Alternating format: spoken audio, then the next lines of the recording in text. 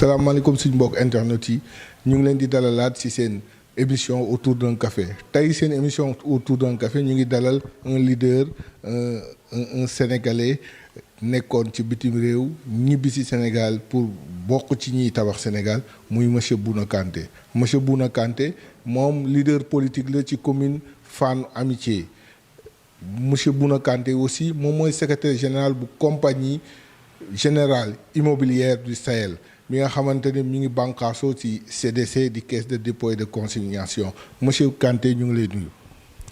maa ngi lay fay di kontaan ci invitation bi di nuyu internet yi ñuy seetaan donc di jàllale nuyoo bi aussi sama xarit Maam Góor Diazaka moom moo sañ ci Référence Actu te di fa def liggéey bu am solo. Vraiment dans l'écosystème presse en ligne bi gis nañ liggéey bi ñuy def. Donc maa ngi profito di leen jaajëfal di kontaan seen liggéey. kat mooy Bouna Kanté. waaw question bu xaw a doy waar la nag parce que toujours wax ci yow day xaw a jafe. mais je vais me prêter à l'exercice. bon Bouna Kanté c'est un Sénégalais ah. donc moi je suis natif de la Sicap Rue 10 Sicap Serigne Cheikh. ah Gaynde Fatma. nga xam ne moo ñu tàggat ci yu bari. parce que je me rappelle bi ñu nekkee xale dañ doon dem foofu ci ëttam di fo donc mu def lu bari ci ñun donc muy quartier boo xam ne tamit samay mag yu am solo laa ko bokkal toujours ñu ñuy tàggat ci jub ci tey yaru et puis jàng c'était ça les valeurs et puis sport donc ci rue juróom boobu foofu nga xam ne suñu kër famille foofu la nekk yaayu Cheikh Anta Diop aussi foofu la dëkkoon nga xam ne Cheikh Anta Diop biñ nekkee xale dañ ko doon gis muy ñëw di seet si yaayam mu créé ay émulation vraiment ah ci koñ boobu aussi y avait de grands musiciens comme ñoom Habib Faye nga xam ne biñ nekkee xale ñoo doon ànd am ay grands yu ñu doon tàggat ñoom Vieux Mac Faye ainsi de suite donc ci paysage boobu la màggee la yaroo aussi après nag bon sama parcours école primaire Saint-Pierre laa ko defee ci école làbbe yi à l'époque loolu lañ doon wax foofu laa jàngee ba am sama certificat bi ma paree certificat nag ñu affecté ma benn école bu ñu naan Bassam Goumba sama xarit sax dañ ma doon tooñ naan ma école Goumba yi ngay jàngee mais tur boobu il faut dire gars yi waxatuñ ko quoi léegi matériel la voilà léegi Aline Diop la tudd Aline Diop waaw Aline Diop nga xam ne loolu yàgg na parce que sama xarit yi ñu mel ni ay maam Bibu maa ngi koy nuyu au passage dama doon wax yow école Goumba yi ngay jàngee donc loolu muy affaire bu doy waar bi ma jógee foofu tamit am BFM après nag ñu yóbbu ñu Ngalandou Diouf c'est-à-dire première promotion Ngalandou Diouf ñun la. fii Mermoz. waaw Mermoz biñ koy soog a yibbi ñun ñoo fa njëkk dem di jàngi. donc foofu laa amee bac bi ma amee bac nag après dem bitim réew inscrire université Rouen di jàng foofu droit bi ma defee sama licence maîtrise def troisième cycle un DSS de politique locale et développement. donc foofu laa amee le goût pour dugg dans l'administration passer samay concours foofu ci bitim réew dugg am ko donc dugg ci administration en tant que cadre et puis suivre toute la formation bi nga xam ne cadre territoriaux yi moom la ñu yellool pour mën a exercer dans de bonnes conditions donc sama formation maa ngi ko defee à l'ENACT d'Angers école nationale d'administration des cadres territoriaux après nag bi ma génnee foofu la servir dans les collectivités territoriales comme la ville de Gia en tant que d'abord directeur du service juridique marché public après nag bi directeur général bi di dem retraite boobu lañ ma tabb aussi directeur général des services de la mairie de Gia ma waroon coordonner l'ensemble des services municipaux après bi ma fa jógee tamit am na yeneen expérience yu ma am au niveau de Grenoble dans une commune bu ñu naan Viné nekkoon fa aussi directeur général des services ba ngay wax sa étude primaire ba bac. ci benn environnement nga ko defee. mooy secteur Point E. secteur Mermoz même environnement bi. un jeune bu am âge boobu nga xam ne tu n'étais pas très âgé. nga jógee ci nga yaru ci benn environnement jàng fa ba am bac jékki-jékki rek. changer complètement d'environnement. dugg en France dëkk étranger. waaw ses premiers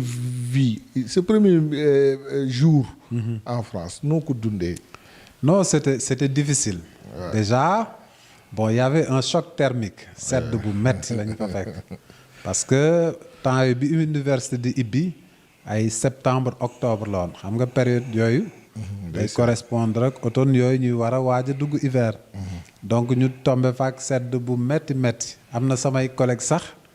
yoo xam ne bi leen sedd bi jàppee ñu ngi toog ci sunu chambre université ñuy jooy naan dañu bëgg a ñibbi Sénégal muy affaire yoo xam ne daf ma yu doy waar la quoi donc loolu c'était un premier choc mais le deuxième choc aussi était culturel xam nga parce que fii ni ñuy vivre en famille di bokk affaire yi esprit de solidarité bi nga demee foofu lu ñu lay njëkk jàngal bopp sa bopp xam nga donc yooyu muy nekk ay choc yu ñu jaaxal et puis j'avais vu aussi des clivages religieux c'est-à-dire loolu aussi ça a été un choc xam maa ngi lay wax ci école Labé laa jàngee ce qui fait Sénégal ñun dañuy fêter Noël yaroo ci koñu waaw Cheikh Gaynde Fatma waaw xam nga donc dañuy fêter Noël dañ doon kii y avait ce dialogue interreligieux dafa mës a nekk cosaan Sénégal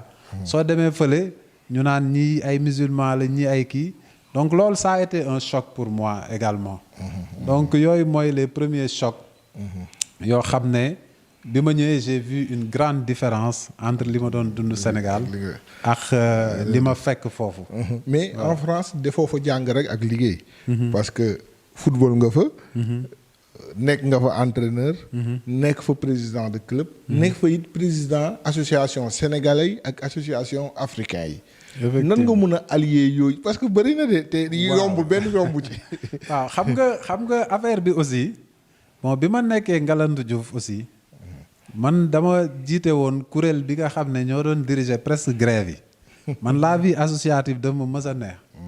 donc je me rappelle dama doon jël sama copain yi ne leen bon amuñu lii kii nañ ko défendre ainsi de suite donc bi ma nekkee Sénégal aussi dama doon football parce que Jeanne d'Arc laa defee toute ma formation en tant que cadet junior football naa Douane aussi balaa may dem bitim réew donc loolu laa doon def doon football nawetaan football naa amitié nawetaan football xàll yoon nawetaan temps yi Demba Diop dañ doon football nawetaan mu nekk affaire yu riche donc j'avais cette fibre là parce que li ma doon jàng yëpp Sénégal ngoon si su ma tegee samay kaye rek damay sol samay équipement daw Sacré-Cœur foofu lañ doon entraîner à l'époque donc may profiter occasion bi aussi di nuyu samay entraîneur ñi ma yoroon ñoom grand ñan ay grand gaucher bi ñu nekkee junior des trucs comme ça c'est des souvenirs yoo xam ne ñu ngi fii bi ma demee France nag bon dama doon jàng en même temps di def sport parce que j'étais pas boursier donc sport boobu équipe yi li ñu ma doon jox loolu laa doon fayee sama chambre universitaire di fay lu samay ticket restaurant xam nga c'est le sport qui m'a permis non musul yomb donc comme amoon naa ay prédisposition fi dama doon football bi ma demee foofu j'ai fait des tests équipe yi jël ma di ma fay ay pécule yoo xam ne ça me permettait de vivre et de faire mes études parallèlement donc loolu kese la après nag bon bi ñu demee à l'université donc université de Rouen amoon nañ fa benn association des Sénégalais de Rouen ñu koy wax ASER ñu nekkoon ci association bi dynamique fa am fa équipe de football xam nga ñu doon def ay match championnat entre les pays chaque fois Sénégal moo ko doon gagné ASER donc may xam nga fàttaliku jamono yooyu muy jamono yu riche yu neex donc ça a été quelque chose de naturel parce que dañ ko tàmbali woon Sénégal dem foofu di ko continuer mais loolu nag taxul ñu fàtte li ñu fa yóbbu woon muy jàng waaw parce que après lu ñu doon foo nekk ci milieu associatif bi ainsi de suite farata bi dañ ko doon def. mooy jàng bi mooy saa yu jàng jotee ñu bàyyi loolu yëpp toog jàng ce qui nous a permis am sunu ay licence sunu maîtrise sunu troisième cycle ainsi de suite def vraiment sunu parcours. xam nga voilà. ba nekk entraîneur de football. waaw entraîneur football aussi bi ma nekkee xam nga loolu mooy chance su bitim réew. c'est-à-dire soo nekkee ci benn équipe di fa football ñoom dañ lay préparer après le football. Okay, c'est-à-dire pendant que tu joues au football tu es frais tu es dynamique. foofu lañ lay yóbboo ci centre de formation yi ngay jàngale les métiers d'entraîneur. c'est-à-dire il y avait un tronc commun nga xam ne sportif yëpp dañ ci doon jaar. que ce soit kii def athlétisme kii def basket kii def natation et tout il y avait un tronc commun sportif yëpp dañ leen doon daje jàngal leen la législation du sport l'anatomie ainsi de suite. après soo amee sa tronc commun nag nga dem def spécifique football natation ainsi de suite. léegi équipe yi nga nekkoon nag ñoo la doon tàggat ci lool. léegi nag man li ma doon football en même temps j'ai passé mes diplômes d'entraîneur ba am sama premier degré sama deuxième degré initiateur de football après jël fa ay équipe aussi nekk fa entraîneur xam nga équipe bi ma doon entraîner muy ASG football jóge foofu président club bi dem xam nga après ñu dénk ma ko xam nga am na sax ay boy sénégalais yoo xam ne à l'époque jëloon naa leen ñu football foofu ñu mel ñoom Balla Seye je me rappelle il est de Wakam ñoom Oumar Ndiaye c'était un excellent numéro 10 am ay congolais yu ma recruté woon à l'époque un Doudou Makengo qui est un excellent ailier droit ailier gauche donc yooyu yëpp muy ay période yu riche quoi xam nga donc voilà loolu moo tax ñu am suñu diplôme d'entraîneur après nekk bon à un moment donné après bon on est passé à autre chose quoi. À autre chose mais aussi yow da nga bëri casquette. da nga bëri après dinañ ko gën a détailler mais am na casquette boo xam ne ñu bëri xamuñu ko ci yow. mooy nekk nga fi représentant du khalife général des Mourides au niveau de la France. waaw loolu tamit xam nga ñun tamit comme li ma la doon wax rek. bon comme ci ëttu Gaynde Fatma lañ ñu tàggate. donc loolu dafa nekk ci ñun. bi ma nekkee bitim réew aussi dama doon bokk ci daayira yi. xam nga donc à l'époque maa ngi rappeler aussi sunu gars yi ni ñu doon liggéeyee di collecter addiya yi di ko jox sëñ bi ainsi de suite di participer. am na année boo xam ne collecté nañ fa du matériel médical de la mairie de Gien yóbbu ko jox ko sëñ bi addiya donc yooyu yëpp daal muy sunu jaar-jaar yoo xam ne voilà ma ne ko jàmbaar amul nag ku ñu dimbali rek moo am donc c'est des choses yoo xam ne jot naa ko def te je pense que voilà c'était comme ça. yow li ngay nekk bitim réew yëpp d'abord di jàng di football di ba da ngay liggéey mosoo fàtte ni Sénégal nga dëkk te fa nga war a du dellu. ah oui non parce que yàgg naa ko wax ma ne ko chaque Sénégalais de l'extérieur est un acteur de développement c'est-à-dire Sénégal man cette diaspora là d'ailleurs je félicite le président pour cette initiative de la 15e région la diaspora 15e région. parce que la diaspora waruñu leen jël uniquement comme un territoire politique. c'est-à-dire on doit les associer dans le processus de développement économique. parce que suñuy xool diaspora chaque année dinañ envoyer plus de 1000 milliards de francs CFA. c'est plus que l'aide économique au développement. ñuy dimbali duñ ko joxe. gis nga donc diaspora boobu man am na ay projet état yoo xam ne sax war nañu tey ñoom ñu nekk ci actionnaire pour les inciter à revenir au bercail. parce que très souvent diaspora bi dañuy yónnee koom bu am solo. xam nga mais koom boobu ñoom suñu dellusee malheureusement duñ ko fi fekk. Effectivement. parce que koom boobu c'est destiné pour lekk naan ay xew ainsi de suite. donc il faut ñu am ay mécanismes yoo xam ne dina structurer la diaspora. jàppale leen pour un investissement productif. nga xam ne suñu dellusee dinañ fi am luñ fi fekk. donc je pense que président ci démarche boobu la inscrire. et bi ñu ñëwee aussi. teg nañu le réseau de la diaspora républicaine boo xam ne man maa koy jiite ak sama mbokk waa diaspora yi nekkoon bitim réew tey dellu si réew mi di liggéeyal vraiment Sénégal. nga def ñuy toog suñuy kuréel di waxtaan di jël ay positions ainsi de suite. nga def 30 ans en France 30 ans 28 30 ans. nga ñibbisi. lan nga ba lu tax nga bàyyi li nga fa am yëpp parce que li nga wax noonu ku ko dégg. man sax ba may def ay recherche yow. ba mu xool mais grand bi lu muy ut fii laa ñi ko wax. lu tax. nga bàyyi foofu lépp ñëw quoi. waaw xam nga dañ naan bant lu mu yàgg ci ndox du nekk jësig mukk. waaw loolu am na. xam nga ñun on est des Africains. on est foncièrement sénégalais. te man dama jot naa dox nag. def naa réew yu bari ci àdduna. mais li am Sénégal amul fenn. mooy cette solidarité. am cofeel si nit ki. xam nga respect bi mutuel. yooyu dafa am solo. et puis dañuy xam ne aussi Sénégal dafa am ay kilifa. yu fi ñaan bàyyi fi jàmm. xam nga loolu moom doo ko gis fenn. et à un moment donné comme ni ma koy waxee soo demee bitim réew jàng fa am fa expérience. am na moment boo xam ne war nga delloo sa réew. njukkal parce que au niveau de la formation peut-être bi ma nekkee école primaire j'étais dans les écoles privées sama papa di ma fayal mais tout le reste j'ai été à l'école publique financée par l'État. terminale. oui xam nga donc c'est l'école publique quelque part qui m'a formé. donc aujourd'hui suñu amee tuuti bagage boo xam ne war nañ ko mën a andi. pour suñu réew jëm kanam pour tabax réew mi. parce que tamit loolu rek la waaw loolu moom xam nga dem neex na lool mais dellu si moo ko daax. dellu si moo ko daax. waaw nga ñibbisi pour def la. waaw bi ma ñibbisee aussi bon maa ngi liggéey caisse des dépôts et consignation. yor fa le département audit et contrôle interne. léegi bi ma jógee foofu nag après bon ñu yóbbu ma CGIS.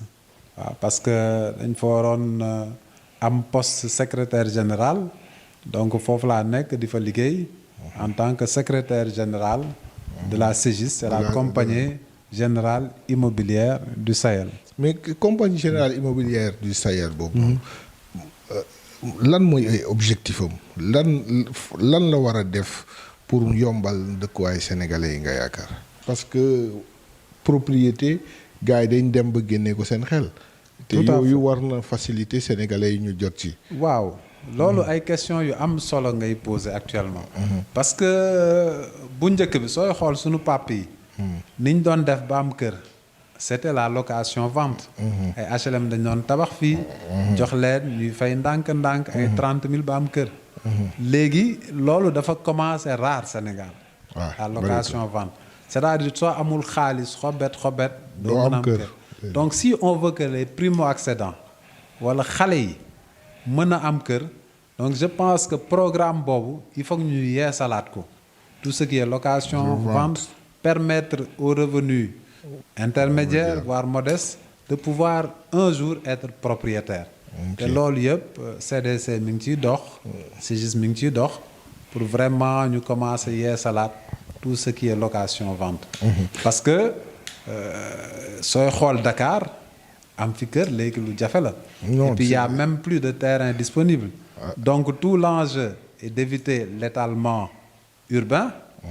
xam nga et puis aller dans la réhabilitation.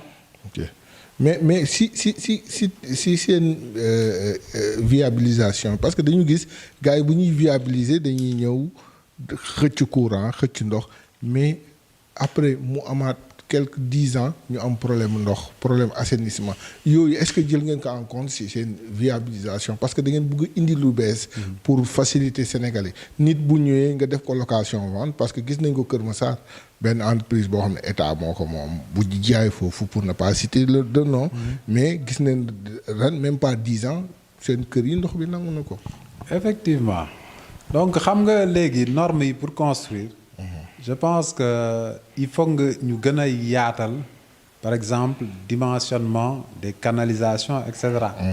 parce que très souvent avant bi ñu doon tabax du ñu jël en compte le développement rapide de la population. parce que la population sénégalais se dédouble presque chaque 25 ans. nga am double de la population. donc sooy tabax il faut nga anticiper. loolu que voilà loolu que population bi dina yokk nga dimensionner les canalisations wut ay exutoires nga xam ne ndox bi foofu lay dem pour éviter les inondations aussi. parce que tey écosystème bi d'une manière générale xam nga dafa jaxasoo. c'est-à-dire climat yi kenn xamatul. noor la nawet la wala yooyu. taw yi day bari. donc sooy construire tey yooyu yëpp da nga koy intégrer. xam nga parce que suñ ko intégré wul après c'est l'État qui va venir en secours. donc normes yi il faut moi c'est ce que je propose ñu gën ko dëgëral. nga xam ne pour nga tabax il faut des critères yoo war a remplir am ay zones non édificantes yoo xam ne kenn mënu fa tabax. parce que ce sont des zones par essence inondables. yow en France cadre nga ci gestion collectivité territoriale. est-ce que Sénégal. seen décentralisation ni ñu koy doxalee. la gestion des collectivités territoriales ni ñu koy doxalee est-ce que nii la jamono laaj quoi. waaw Sénégal dox na ay jéego yu bari quand même. parce que sooy comparer avec la France c'est plusieurs années. voire des siècles. xam nga donc ñoom bu njëkk bi ni ñu doon tabaxee ni ñu doon construire seen ville day am église. am école am mairie c'était ce schéma là sooy xool France soo duggee benn ville di nga gis dans un rayon di nga fa gis église di nga fa gis école mairie di nga fa gis mairie c'était ça le processus ñuy dem di dem loolu ay siècle la xam nga Sénégal bi ñu amee indépendance yàggul mais au niveau décentralisation je pense que am nañu ay jéego yu am solo yu ñu ci jot a dox ba tey on parle de l'acte 3 de la décentralisation. mais li gën a am solo aujourd'hui je pense qu'il faut quand on transfère des compétences il faut transférer des moyens parce que collectivités territoriales yi loolu la ñuy jànkonteel jafe-jafe yooyu moyens yi la ñu amul alors qu'en France collectivité territoriale non seulement dinañ jot ay dotations mais am na domaine yoo xam ne dañu transférer les compétences transférer les moyens. alors que fii am na ay compétences yu ñu transférer sans pour autant transférer les moyens. mais am na beneen xam naa dama la koy relancer nga di dem. beneen mooy si personnel bi. xam nga yaa ngi wax ni en France ñi fay liggéey ci collectivité dañ leen di former. mais fii si je suis élu maire damay xool sama jarbaat dugal ko loolu yooyu tamit. loolu tamit question bu am solo la. parce que Sénégal on n'a pas encore une fonction publique territoriale. alors que fële c'est une fonction publique. il y a 3 fonctions publiques. la fonction publique d'État, la fonction publique territoriale et la fonction publique hospitalière. ay fonctionnaires lañu di suivre seen carrière ñu leen di suivre di leen former. parce que foofu mënoo jël poste tant que formé wuñ la. bon il y a le CNFPT Centre national xam nga de formation des cadres territoriaux ainsi de suite CNFPT moo yore wàllu formation foofu en France. c'est-à-dire képp kuy fonctionnaire balaa ngay jël poste di nga dem ci école yi ñu former la jàngal la les droits et obligations du fonctionnaire ainsi de suite. et il y a une formation tout au long de la carrière. ok. dans la fonction publique mën nga commencer niveau par exemple rédacteur mën nga passer concours pour aller ci grade au-dessus. attaché territorial. passer concours pour nekk administrateur ainsi de suite. c'est la fonction publique territoriale. Il y a la formation, la possibilité de passer des concours pour gravir les gestions. ainsi de suite. te yooyu yëpp xam naa ne dina ñëw. mais parce que pour avoir aussi une bonne fonction publique territoriale. il faut des agents compétents. ñu xam luy fonction publique. xam nga xam nuñ koy doxalee. pour ñu mën a egg fi ñu jëm. bon je dis pas que fii duñu former du tout mais il faut une réelle fonction publique territoriale. mais ban input lan ngay ajouter par exemple boo proposition boo doon def pour faciliter pour moderniser les collectivités territoriales au Sénégal. proposition bu may def c'est l'intercommunalité aujourd'hui chaque fois dama koy wax xam nga intercommunalité da ngay gis ay ñetti gox. par exemple nga jël Amitié Mermoz et puis jël Grand Dakar. Grand Dakar waaw. su dee commune bu nekk da nga war a gérer say mbalit xam nga da nga ciy def xaalis bu bari peut-être doo am résultat. mais intercommunalité par exemple ñetti gox yooyu mën nañ daje ku nekk andi sa as tuut mu nekk recette boo xam ne dina mën a gérer mbalit bi dans tout ce rayon là c'est un exemple que je donne. Par exemple les ordures ménagères. Dans le cadre de l'intercommunalité am na ay communes yu mën a lëkkaloo. traité ko. et puis avoir même une structure intercommunale parce que dafa am problème yoo xam ne mënuñu ko gérer au niveau d'une commune parce que ça touche les autres communes. Les autres communes, effectivement. Il faut aller vers cette modernisation là. Quand on prend l'exemple des inondations yow mën nga nekk Point E régler sa problème inondation mais fekk ndox bi Grand Dakar lay jógee effectivement. xam nga donc communes yooyu suñu lëkkaloo dans le cadre de l'intercommunalité dinañ mën a saafara jafe-jafe yooyu.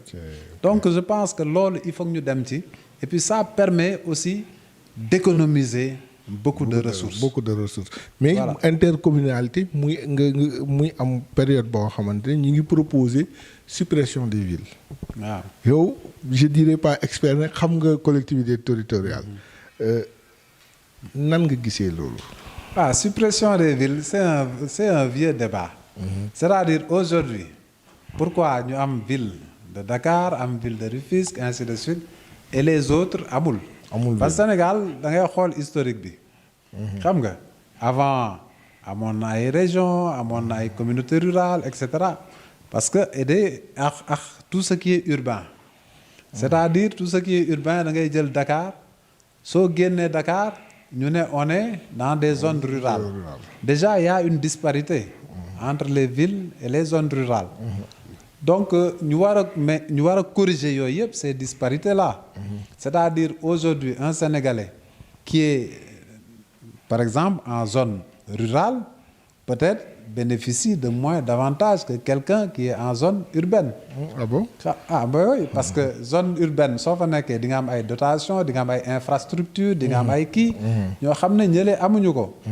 donc ay ville de Rufisque wala yooyu loolu daf fi yàgg c'est un ancrage la ville ne va pas disparaître. peut-être c'est au niveau du fonctionnement. kooku c'est un débat boo xam ne gars yi ñu ngi ciy wax. mais biñ koy yëkkati du pour supprimer ces villes là mais c'est pour corriger aussi. dans la gestion quoi. voilà dans la gestion. et non pas dire qu'il y a des ramifications politiques ou des trucs comme ça. nekkoon nga dirigeant en France. waaw ñu ñëw ci dëkk nga ñibbi Sénégal. d'abord lu tax dugaloo sa loxo ci monde sportif. waaw mais xam nga tamit mënoo defandoo lépp. mais bon foofu noonu ci je pense Fann.E Amitié peut-être am naa fa ay idées sur le plan sportif. maintenant suñu sport bi nga xamante ne déjà on a ñu jël football bi nga xam ne mooy sa spécialité. am nañ ligue professionnelle. mais depuis 11 ans 12 ans maintenant. 2009 la démarré. mais ba léegi on a une ligue professionnelle que de nom. y a pas nan lañ war a def pour dugg ci professionnalisme. waaw professionnalisme nag ça nécessite beaucoup de moyens. il faut des sponsors il faut une organisation du lu yomb. ça il faut le reconnaître. parce que affaire bi le nerf de la guerre c'est l'argent. ça il faut qu'on se dise les choses tey amaguñu doole boobu. mais je vois au niveau des clubs xam nga emmagasiné nañu beaucoup d'expérience ce qui fait que tey Tëngéej gis ngeen résultats yu ñu am récemment. au niveau de l'Afrique. c'est-à-dire affaire yi c'est un processus. mais pour ñu egg foofu pour man y a des étapes yoo xam ne waruñu ko brûler. ça commence par les jeunes yéeg parce que su may joxe exemple France au niveau des départements on sélectionne les meilleurs jeunes day am ay des tournois de détection les meilleurs jeunes sont sélectionnés ñooñu ñu boole leen di leen tàggat au niveau de la région ñu sélectionner les meilleurs jeunes au niveau national ñu sélectionner dem Clairefontaine. voilà dem Clairefontaine ainsi de suite di leen accompagner.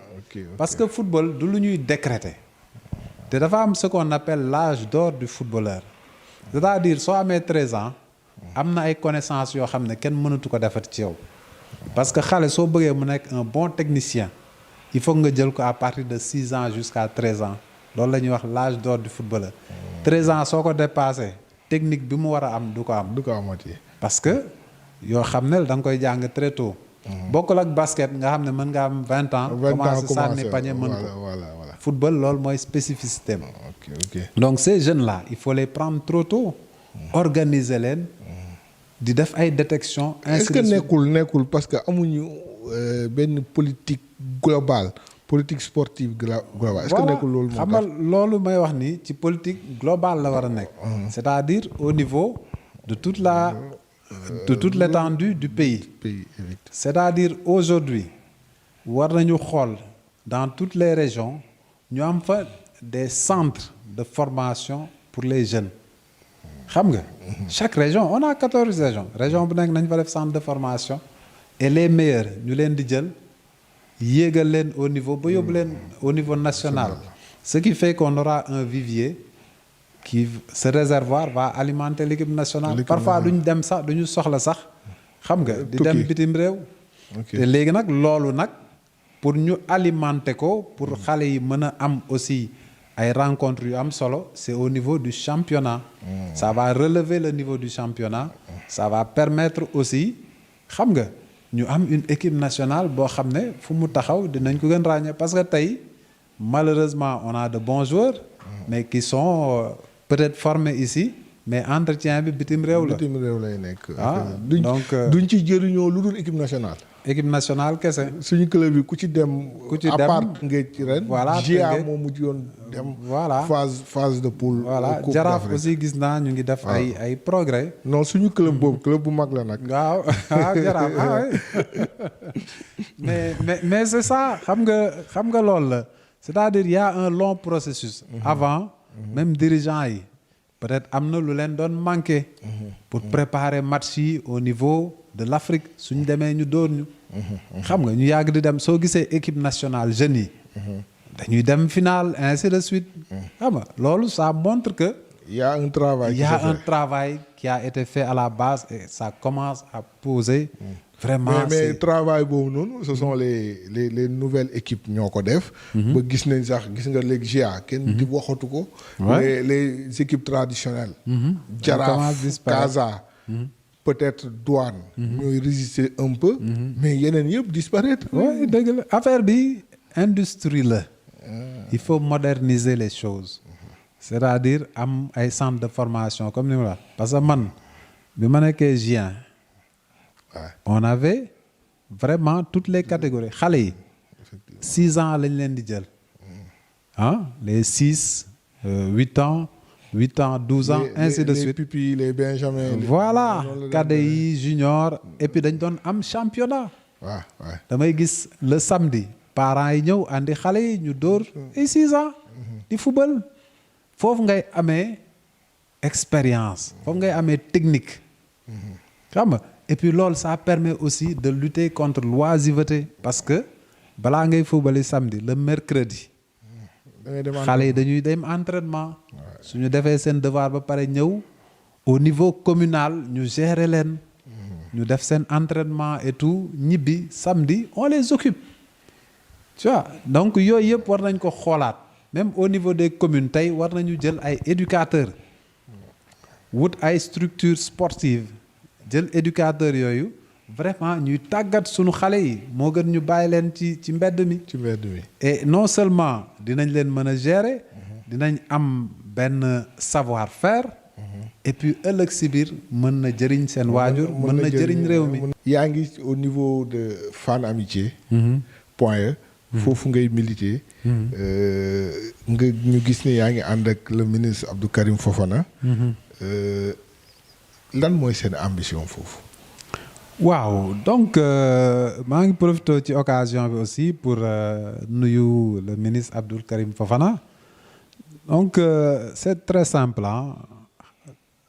si APR la nekk di liggéeyal président man ma nekk APR di liggéeyal président donc su dee ñun liggéeyal président moo ñu tax a jóg je pense que dañu war a ànd bokk liggéey bi loolu mooy sama motivation ah donc moom tamit muy vraiment ku yaatu. Effectivement. Vraiment ku généreux.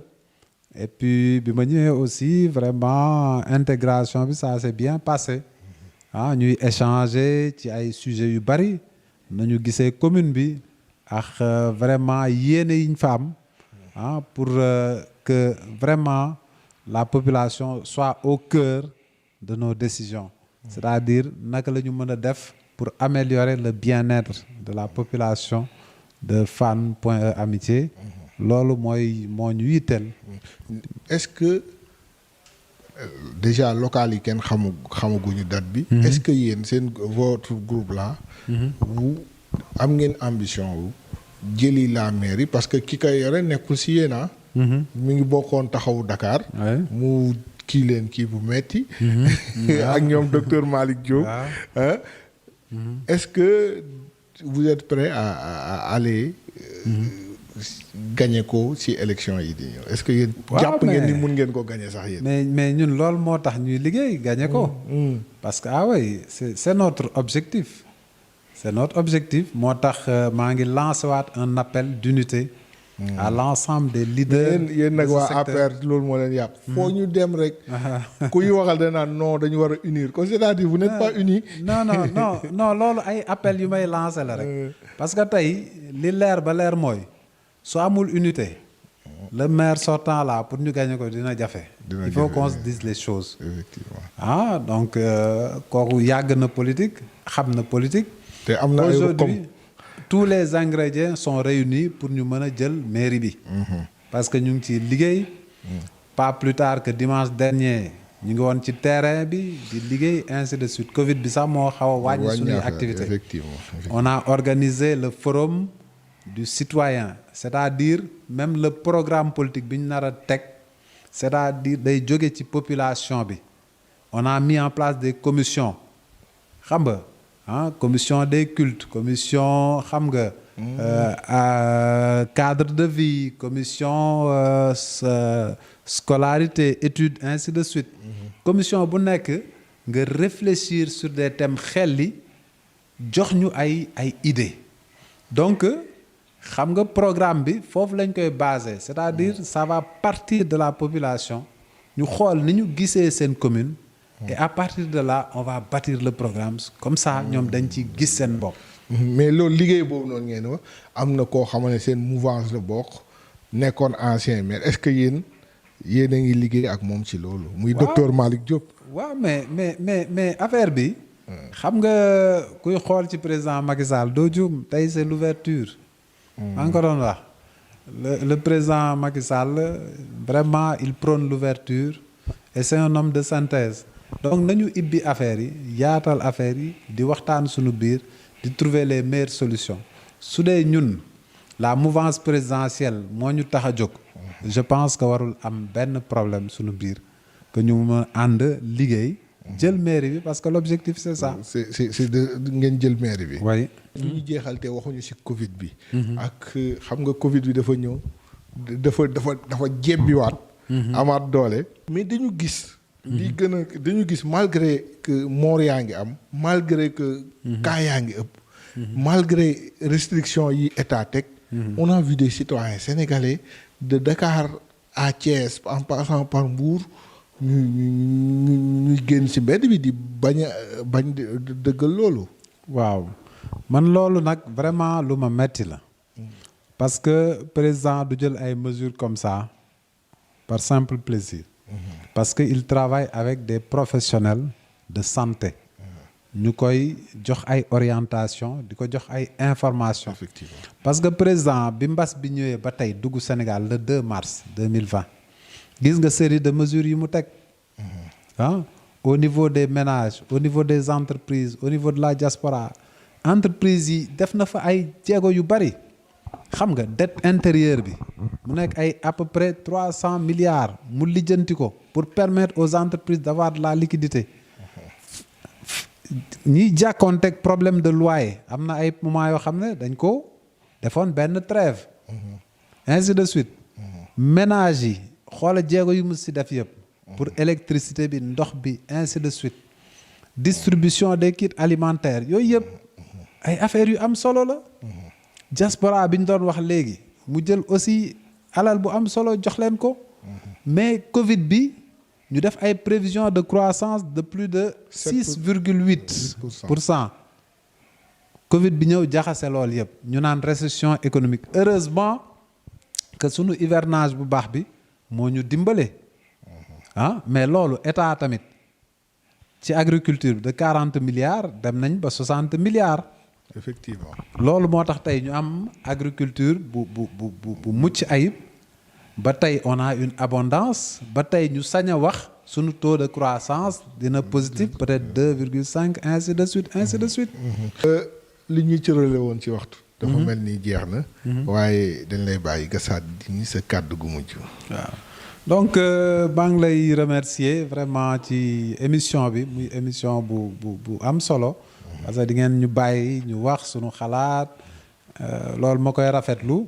et puis message bi may lancer rek mooy dañu nekk ci période boo xam ne période bu mucc ayib la parce que Covid bi mi ngi def ay jaloore yu doy waar te dugg na Sénégal avec une mutation du virus et la chaîne de contamination est devenue plus rapide xam nga deuxième vague bi moo gën a meurtrière que la première vague nañu bàyyi aussi les professionnels de santé ñi war a wax ñu wax su aajoo jël vaccin ñu jël ko parce que du ñu jël rek population nii ne dañ leen di vacciner ainsi de suite vaccination daf yàgg am ay fièvre jaune ak tuberculose ak yooyu yëpp bon dañu yàgg ñàkku ba tey xale yi dañuy ñàkku donc président su demee bay jël ay mesures c'est pour protéger sa population te tout le protocole sera respecté donc vraiment nañ ci bàyyi xel et puis ñun ñëpp ñu ànd nekk benn jàppoo pour vraiment askan wi mën a mucc ci lii et puis sunu économie mën a déparaat ci vraiment conditions yu baax. message boobu laa doon lancé. ñun ñu ngi lay sant di la gërëm Bouna Kanté nekk responsable politique ci Amitié Fan point E. nekk fa responsable politique nekk secrétaire général compagnie générale immobilière du Sahel. ñu ngi lay gërëm di la sant ci disponibilité bi. ci correction bi comme ni ma la koy waxee tout le temps et aussi surtout ci qualité waxtaan bi. ñu ngi la ciy sant bu baax. suñu mbokk internet yi ñu doon suivre sur Référence Actu. ñu leen di dig daje beneen jotaay ci seen émission. autour d'un café.